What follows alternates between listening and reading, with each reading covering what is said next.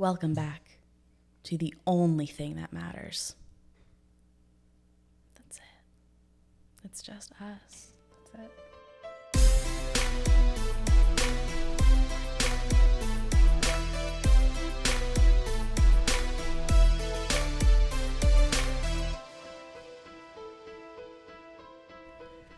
Welcome back, reptilians. How are we doing today? Oh, good one. Thanks. Good one. You have to listen to the last episode in order to understand that reference. Correct. But it felt right. Honestly, if anyone is reptilians, yeah. Good job, Rachel. If anyone in the world, any group of people are reptilians, it's our listeners. Absolutely. So. Little sus. Just saying. Every time I say sus, I feel like a 12-year-old boy. I can't help it. No clap. Is that what they say? No clap. What they say? Wait. What's the word? Is that what they say? Are you actually asking me? I thought you were making fun of that SNL skit. No. What's the saying? Did you just unironically say no clap to me? To my face? Yeah. I'm asking you if that's the appropriate context to say no clap. Is it even clap? I have aged myself in this podcast already. You're 22. It has already been established. Right? Yes, but I am definitely a 50-year-old woman living inside my body. Oh, Maddie. No Maddie.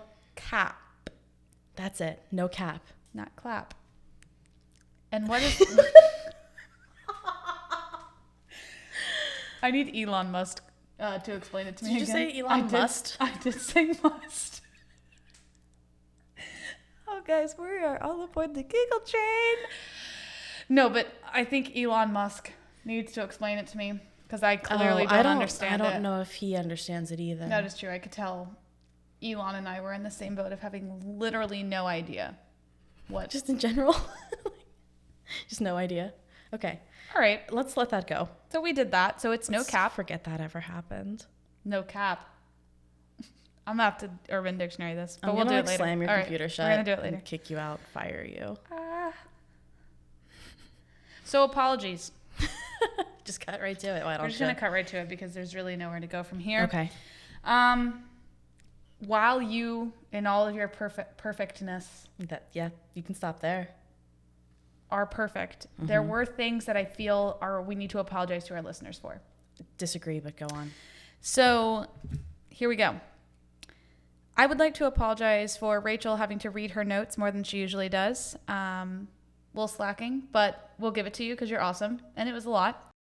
I would also like to apologize for Rachel giving us the largest topic known to mankind with about 800 different underground tunnels we needed to pursue and try to fit it into one of our episodes. It's actually about 803. Even worse. She just did herself in even more. So I do apologize to our listeners for both of those things. I don't. We'll never get, yep. We're never going to get anything else from her. So there we go. There's that. I don't know. I expected a little fight from you on that, but you just decided to shame me for being a narcissist or something? Probably. Okay. I think that's the best course of action here. Arguing might not work. No, arguing won't work. I think I've learned after listening to you and Lauren that arguing is perhaps the wrong approach here. I'm taking a Jimmy Carter stance on this. We're going to hug. We're not going to hug it out. Dang. No. I tried. We're not going to hug it out. That was for you, Jimmy. It's the weirdest presidential tribute ever. Right? I just feel like it's that become one part was of, for you, Jimmy. because it's just who I am now. The Jimmy Carter hugging attitude. Do you want to hear what I have for you today? I'm not sure anymore. I think you do. Okay, fine. Let's hear it. Tell me what you got. Tell me a story. Oh, that's perfect. I will tell you a story. Okay, so there's a little girl named Alice. Okay. In Wonderland? In Wonderland. How did you know? I'm a genius. So Alice goes to Wonderland. Okay. And in Wonderland, she experiences whimsical wonders and imaginative experiences and creative, colorful memories that are made with Cheshire cats and Mad Hatters, Tweedledee and Tweedledum, a talking dodo bird, a seal, some talking flowers, Okay. and the Queen of Hearts. Where are you going with Oh, this? just wait. Also in Alice's adventures in Wonderland, she finds herself shrinking and expanding at different times. She finds herself seeing objects farther away and closer to her, as well as losing track of time. By the time she Okay. returns from Wonderland, it had only been about an hour. Okay. Lewis Carroll's original novel, right, tells this story. This is published in 1865. This book radically changes the literature landscape for children's books. Okay? Sure. Did you know that there is a rare disorder known as Alice in Wonderland Syndrome, and the symptoms of this syndrome are shared experiences that Alice has in her story? This feels vaguely familiar, but no, I couldn't have told you that. So, I was about to ask if you were going to tell me about how some people think that Lewis Carroll is Jack the Ripper. I wasn't, but maybe I'll look Another into that time. next. I have a Another book time. on it. Oh, I haven't read it yet, but I'm very excited to. Side note, Jack the Ripper is one of my favorite historical events, people ever, just because it's so crazy to me how he just no one knows. Yeah. And I used to have this dream that one day I would discover the identity of Jack the Ripper 200 years after, because that's logical. It could still happen, but I need to see that book. It's incredible. There's so much detail. It's insane. So, Alice in Wonderland Syndrome. So, Alice in Wonderland Syndrome was first identified or written down, named in 1955 by John Todd. So sometimes this is known as Todd's syndrome after the discoverer. And it's characterized by distorted visual perception. Everything you see is all off, and you can lose awareness of, or your perception of your own body can be skewed. And then your perception of time is skewed. Super rare. So even though it was discovered really in 1955, other scientists, psychologists, early psychologists in the early 1900s had been reporting these kind of weird, whimsical experiences. So in 1907, there's a doctor, William Gowers, who reports patients that had seizures who would experience feelings of unreality.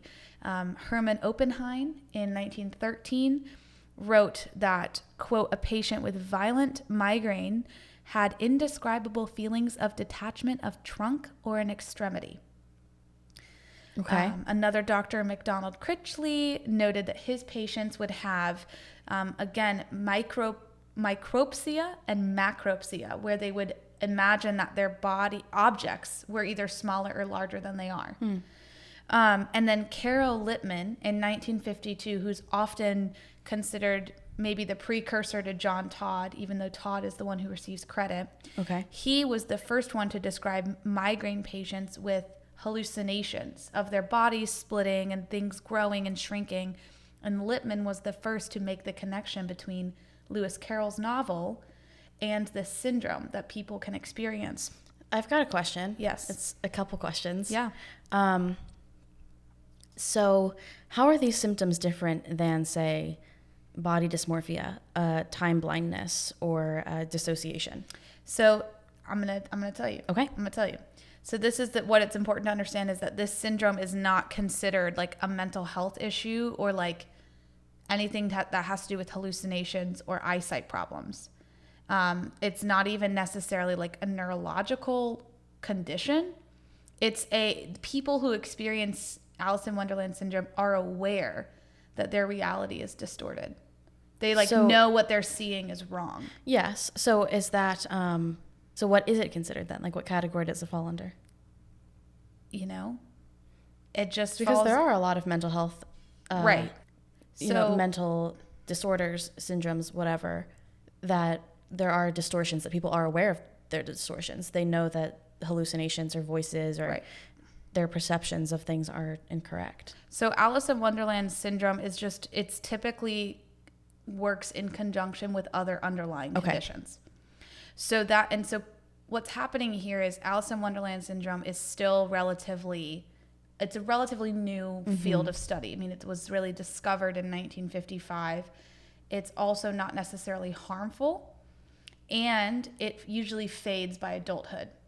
Interesting. So a lot of children, hence again why there's this connection between Alice and this story, a lot of children don't, they recognize something's weird, but they're a child and they're not understanding really what's happening or if they should really bring it up because they're quick episodes of distorted. Oh, it's episodic. Okay.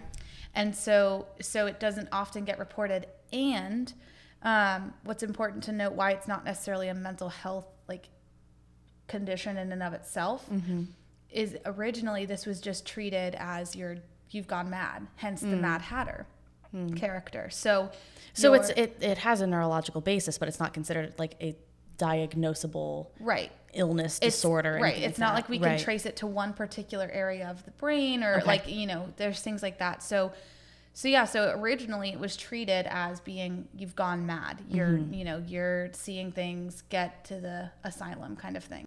This article describes it as a neurological issue, like dealing with your brain and your nerves, not a mental health issue. So it's kind of a strange line. They're definitely connected. Correct. Yeah. So like I said, this is typically something that's happening in children and young adults, and by adulthood, it typically goes away on its own. There are many cases of adults that will still struggle with episodes. Okay. But again, it's not necessarily debilitating. So here's where I want to kind of break down some of the symptoms, right? And they all really relate to what happens in this book. And I will go on ahead and include this. Scientists and historians know that Lewis Carroll struggled with migraines. Okay. Migraines is one of the underlying causes of AIWS. And so many argue that Lewis incorporated some of his own experiences with this syndrome in his Alice's Adventures in Wonderland. Okay. So, as many authors and artists do in general, exactly. relate to their own work in some way. Exactly. And this is an interesting, I will add this as well. A lot of this syndrome finds itself in literature. There's not as much scientific evidence prior to 1955 because most of it was just people's revelations in literature. And psychology pre-1950s, really pre-90s exactly was not good. Right. It was, a whole different genre that was this kind of that pseudoscience idea. Right? I will at some time have to do an episode on like the history of hysteria. Absolutely. It's right, because it's the whole transition from recognizing chemical imbalances and things like that. Yeah. We're in a different state. This book is also associated to a lot of things that happen in Gulliver's Travels. So Jonathan Swift's story with the characters of, Lilliput and the horse figures and the really small people and the really big people. The Lilliputians. Similar ideas there. So again, you see that connection to literature because this wasn't necessarily the symptoms that you felt weren't associated with a common reality of just your brain having something wrong with it. Right. It was like, you're mad, you've lost it. Yeah. So, it's not like it's this LSD trip or anything like that. As tempting as it is, there's definitely some of that in Alice in Wonderland. Did you say it I'm saying as tempting as it is to think it's an LSD trip. Here I am again. Like, once again, you're talking about the positives. There are no criminal positives activity. to LSD. Thank you for clearing that up. But it's tempting to just want to think that we can narrow this down to like, oh, it's just like some sort of drug trip or hallucination. It's not. Because again, there's that differentiation from people are aware that their reality is distorted, whereas a LSD trip or drug trips, you think this is your reality. Right. So symptoms. There are 58 recognized symptoms of AIWS. Okay. The most common symptoms are micropsia and macropsia. I hope I'm pronouncing them relatively okay. But that's when objects appear smaller or bigger. Micro, small, macro, large. Got it. There is also teleopsia. That one's weird. See. Teleopsia. It might be teleopsia. Teleopsia. Teleopsia. I don't know. Teleopsia. Teleopsia. I don't know. Tomato. This is where objects seem farther away than where they are. Pelopsia is when objects seem closer than they are. This one is so hard to say. There's so many syllables. Dysmorphopsia. This is where straight lines are like wavy. So this is like the mirrors at the fun house. Yeah, dude, my vision gets like that when I get migraines. Yeah. Uh-oh. That's just an aura. And that actually some of this is associated with migraine auras. It's a rare type of migraine aura. So, you also have macrosomatogonia, which is where your body feels bigger than it is. Okay. And then you obviously have microsomatogonia, where your body feels smaller than it is. And then you also can have quick motion phenomenon, where time is going so rapidly that you feel like it's going so rapidly, but it's really not. Does it have the opposite as well? This one, not that we know of. Maybe it does. But this is, again, like that Alice in Wonderland. She goes into Wonderland and it's been an hour, but she feels like she's been there for days. It's that kind of idea where time goes so quickly. Well, that would be the opposite. In Alice in Wonderland, time is moving much slower than she thinks. She thinks it's days, but it's only been an hour. Another symptom is quick motion phenomenon. Just ignore it. Where time will move much quicker than it really is. So objects could be seen rushing around or voices talking too quickly. Really just things being rapid. Okay. If that makes sense. And I would imagine there could be a converse to that. The one article I was using for symptoms here none of them necessarily mentioned time moving slower. But like everything, they have both, big, small. Right. So I'd assume that there's an opposites there. So like I said, Alice in Wonderland syndrome is typically caused by other underlying conditions. So I'm going to be looking up the full symptom list because I think I have this.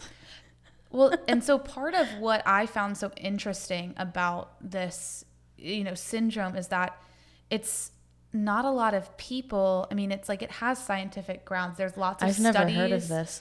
There's studies from 2011, 2015, 2016. Like there's a lot of studies, especially in the past few years.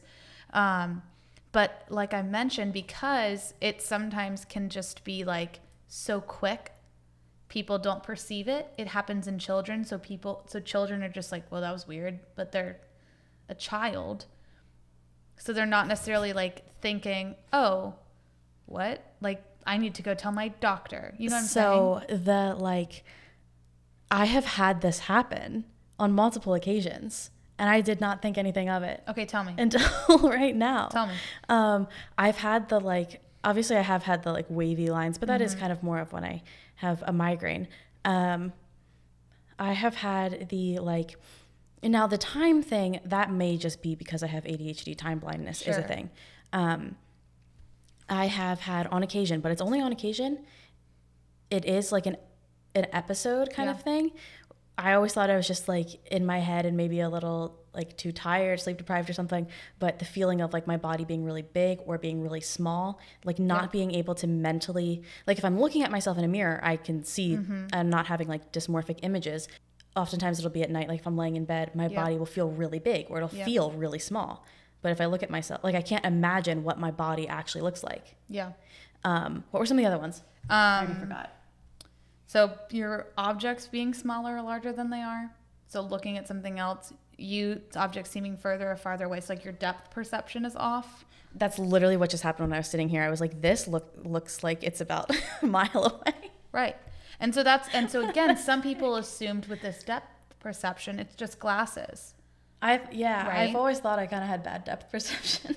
And so obviously this isn't just if you have one of these symptoms, you have AIWS. Right. It's one of these, it's still newer. There's studies to prove that it's legit. And there are plenty of people that suffer it, but it's rare in that it's a spectrum. Yeah. And to have all of the symptoms is what's rare. You could have some symptoms, again, because it's caused by things such as migraine. Right. 27% of AIWS cases come from migraines. Interesting. And many researchers are looking into AIWS as its own kind of migraine aura. So here's something additionally interesting. I used to have really bad vestibular migraines. So it's not really the headache. It's like you get super dizzy. Like I was very close to passing out a couple times. I kind of like fell onto my desk in school, and it would just like wipe me out for the whole day. So it's mostly dizziness, but it is a type of migraine. Those have gotten a lot better, and I've experienced this a lot less. Well, and again, not that it is necessarily this, but like some of these similar symptoms. Well, and it is one of those things that's supposed to grow out of you by adulthood. So it really was super interesting to learn about and just to like dive in. So other things that can cause this are infections. So around 23% of AIWS cases are caused by infections. The most common is the Epstein-Barr virus. That's a herpes virus, right? I went out like 90% sure. I guess I should double check.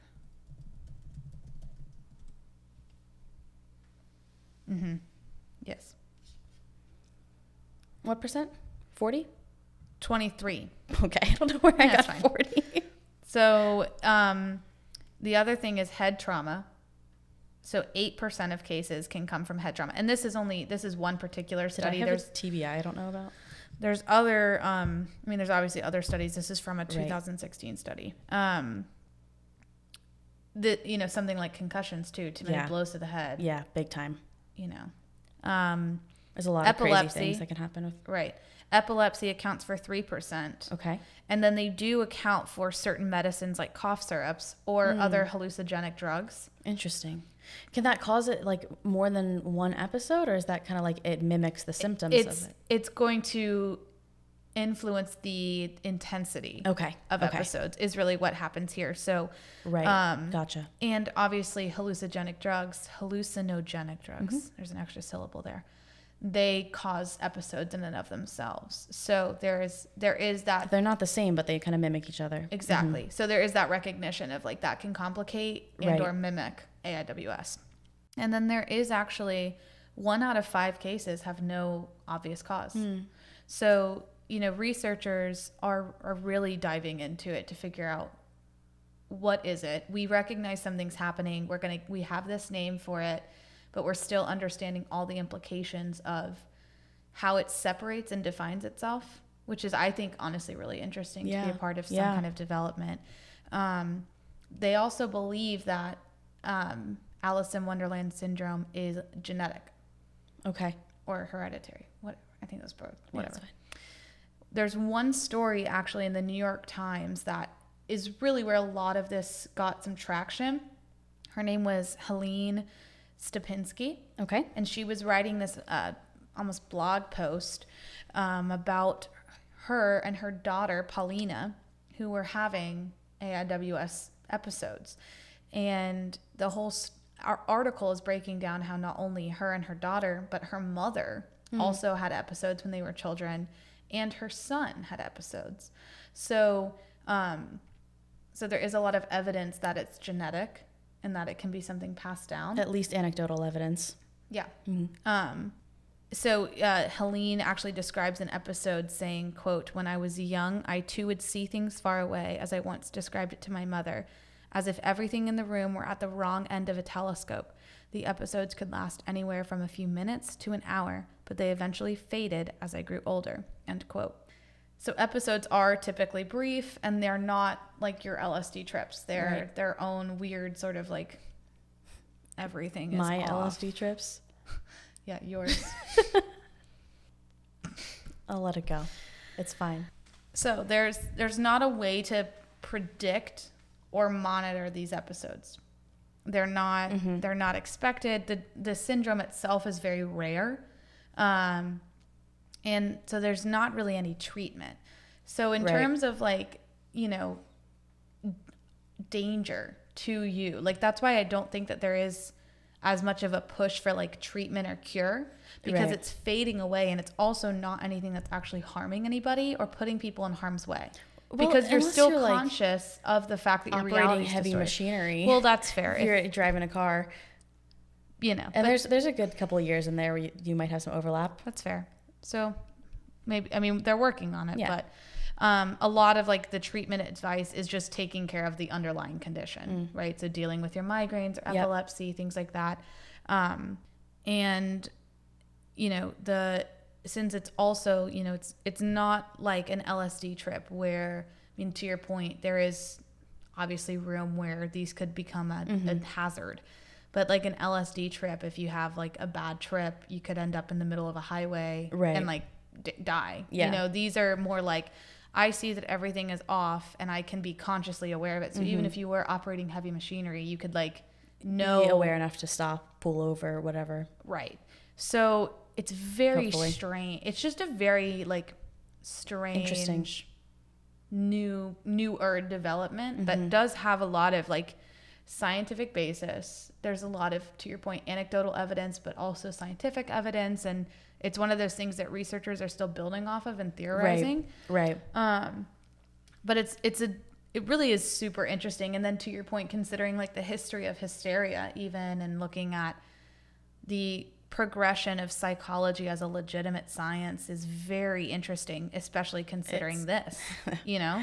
It's like wild. Because you look at the transition of, you know, if there is that correlation with Lewis Carroll and Alice in Wonderland, then you look at now we're in the 21st century and we're looking back and saying, maybe there was actually just something going on. Maybe there was an underlying cause to these perceptions and these distortions that are being experienced, and it's not Mad Hatter. Perception is one of like the most interesting fields of study. Yeah. Perception, science on perception studies, fascinating. Which is all where this falls in. Absolutely fascinating. It all falls in here. So that's Alice in Wonderland Syndrome. Interesting. That's what I have for you. You know, when we did the Denver airport episode, you said you were going to be up all night thinking about that.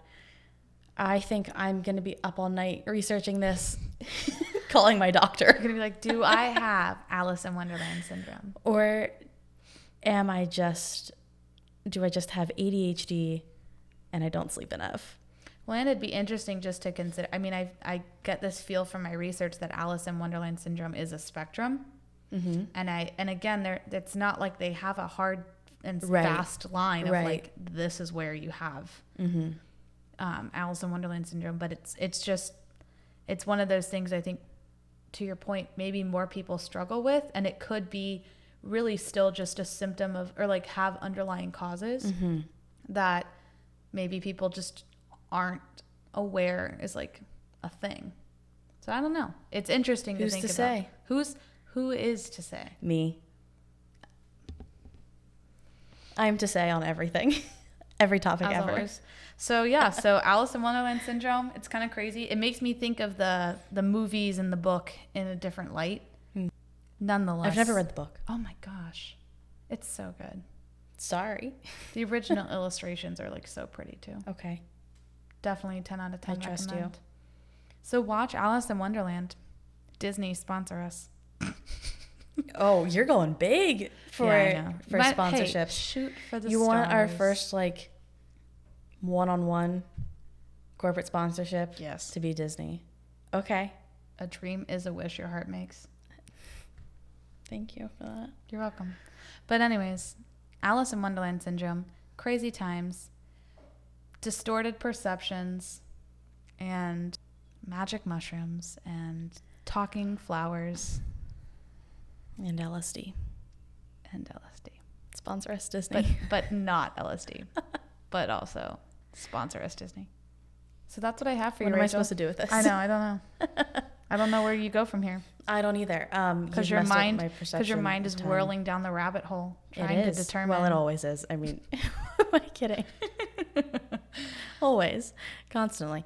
So I think we're gonna have to read that book about how Lewis Carroll might be Jack the Ripper, and then maybe we'll watch Alice in Wonderland, and then maybe we'll be able to connect these dots. Maybe we will, or maybe we'll just get more confused. But the latter I is think probably it the most probable sounds option. like a plan, like Great. a really good plan. Great. The only good plan. But in the meantime, you should come join us on our social media. Right, you should. Check us out on Instagram, HyperFocus Pod, Twitter, HyperFocus_pod, Facebook, HyperFocus, a podcast for chaotic minds. Like our page and join our group. YouTube, Also HyperFocus, a podcast for chaotic minds. and TikTok. HyperFocus Pod. And you can also email us directly. She remembered this time. I did. HyperFocusCast@gmail.com. So that's HyperFocusCast@gmail.com. So give us your feedback, your Fan mail, your love letters. love letters, your gifts, social security number and your mother's maiden name. Your cash. your dog's name, You can favorite color. make your checks out to HyperFocus.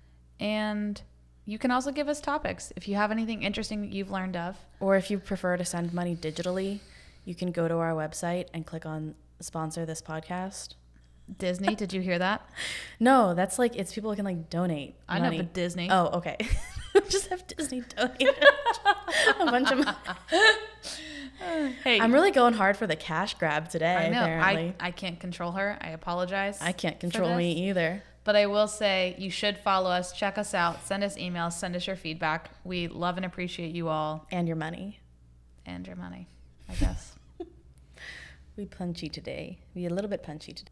I'm going to blame that on my lack of sleep, courtesy of the Denver airport video or episode. That's a video too. It is a video on our YouTube page because we're shooting videos now. And you can see our beautiful faces. I'm just constantly sleep deprived, so I don't. She's more used to it than I am. And yet here I am still acting like this. Well, maybe I should go take a nap. Yeah, I think we've learned a lot today. We've learned a lot. So we'll see ya next week. Stay chaotic, babes.